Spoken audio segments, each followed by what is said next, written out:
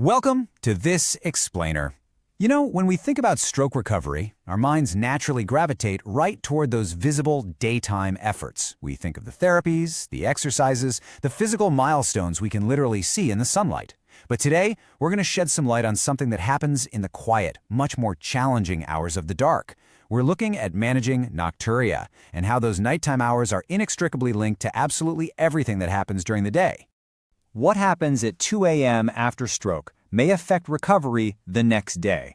Just let that sink in for a second. For caregivers and rehab professionals, this isn't just a quote, right? It's a lived, genuinely exhausting reality. The recovery challenge that nobody really talks about doesn't happen in a brightly lit clinic. It starts at 2 a.m. in a dark hallway when the rest of the world is fast asleep. There is this stark contrast between our heavy clinical focus and the quiet reality that families are actually facing at home. During the day, it's all about speech therapy, mobility exercises, memory training, structured rehab. And those are vital, absolutely. But at night, a completely different reality takes over. We're talking repeated bathroom trips, severely broken sleep, deeply unsafe transfers in the dark, and perhaps most poignantly, utterly exhausted caregivers. It is an entirely different battle, and it's one that deeply, deeply affects the success of those daytime efforts. Section 1. More than a bladder issue. So experts are realizing this isn't just a simple bladder problem.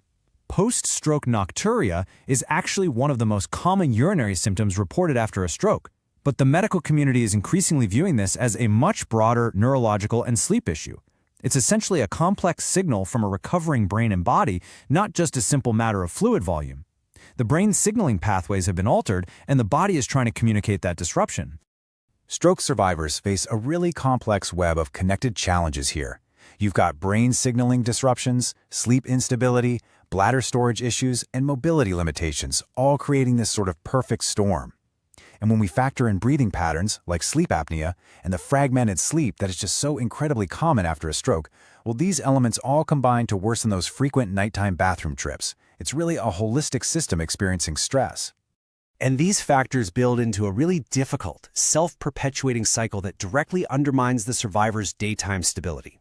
It goes like this. Step 1 is poor sleep. That naturally leads right into step 2, which is more waking, which triggers step 3, more nighttime urination. Step 4 is the inevitable physiological result, more fatigue. And finally, step 5, more instability the very next day. You can see how this relentless loop traps both the patient and the caregiver, just eroding the hard work achieved during the day. Section 2. The toll on recovery. The real-world consequences of this nighttime waking are severe. Waking up isn't just tiring, it's genuinely dangerous. A single unsafe bathroom transfer drastically increases fall risk. Then, there is the invisible burden, caregivers losing sleep for weeks or even months on end. Families literally lying awake worrying if home care is even going to remain manageable, or if they finally reached a breaking point. Ultimately, this leads to decreased daytime engagement and emotional stability. A single fall in the dark or chronic caregiver exhaustion can truly threaten the entire viability of keeping a loved one safely at home. Which leads us to a pretty vital question. How can we view nighttime waking through a broader neurological and recovery lens? We really need to pivot our focus toward hope here.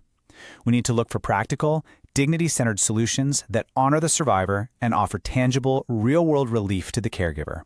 Section 3, a practical wellness approach. As awareness of this nighttime struggle grows, so does the interest in supportive care routines. Specifically, routines that fit calmly and naturally into stroke recovery in senior living environments without adding extra medical stress. One specific example of this is the Kidney Vitality Pouch by 5 Essences. It is a 100% external herbal pouch worn over the navel area, held in place with a soft support belt.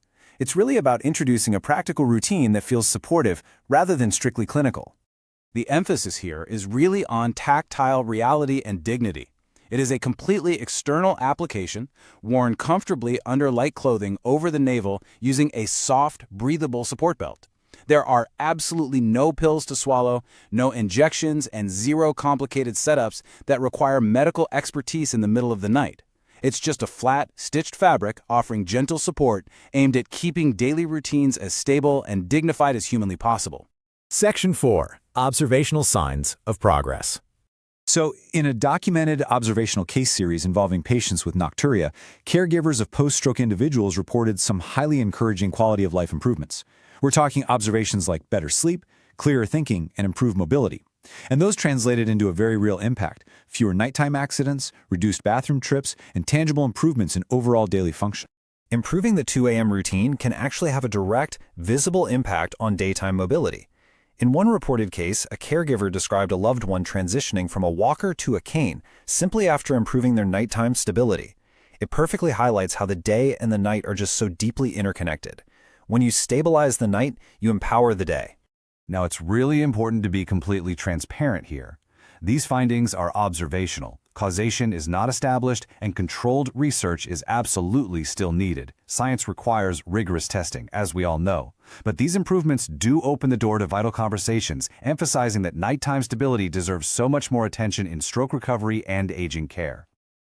So we have to ask, is post-stroke nocturia only a urinary symptom, or is it also a nighttime recovery signal?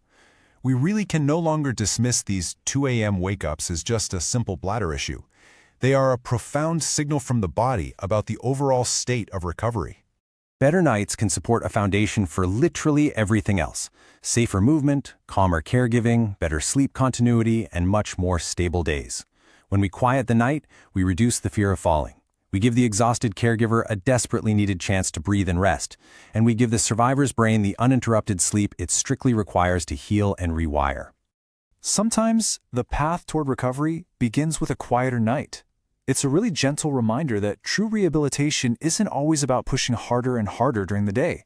Sometimes it's simply about finding peace, safety, and rest in the dark. If you want to explore practical routines that support this nighttime stability, you can learn more about the Kidney Vitality External Herbal Pouch Therapy by visiting 5essences.store. Use outside, support inside. Thank you so much for joining me for this explainer. I'll leave you with one final question to consider. If we stop looking at nighttime waking as just an inconvenience and start treating it as the foundation of healing, could transforming the dark hours be the missing key to reclaiming the day?